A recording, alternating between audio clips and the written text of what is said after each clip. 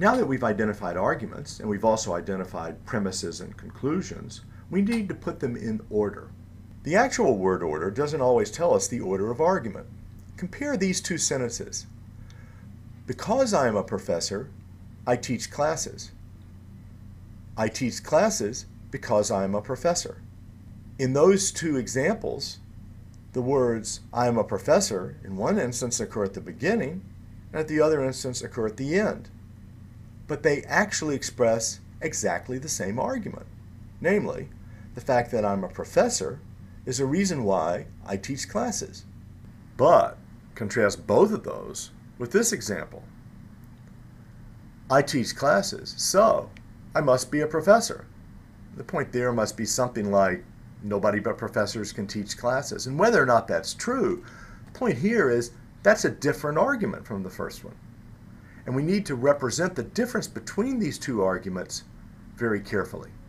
In order to show what is shared by the first two examples, but's different from the third example, we put the arguments in what's called standard form. And it's really easy. Basically, you put the premise down, and if there's another premise, you put that down.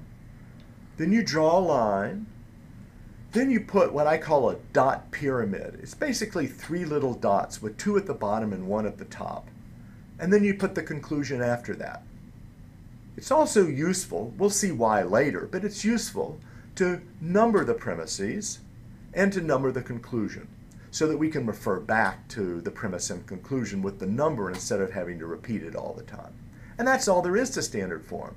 You just put down the premises on different lines, then you draw a line, put the little dot pyramid, and then write down the conclusion, and then number them all. That's it. And this standard form accomplishes what we wanted it to.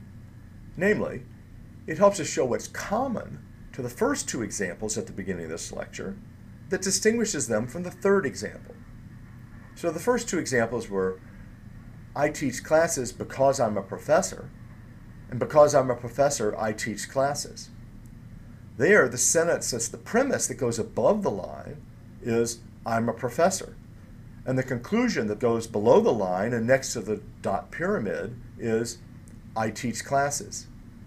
But the next example, the third example at the beginning of the lecture, was, I teach classes, so I must be a professor.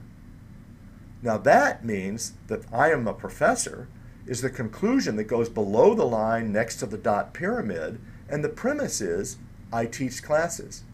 So when you put these two in standard form right next to each other, it makes it absolutely clear what the difference is and what's in common to the first two that distinguishes them from the third one. No matter how easy, I think it's still worthwhile to do a few exercises just to make sure we've got it straight, because this notion of standard form will become important later.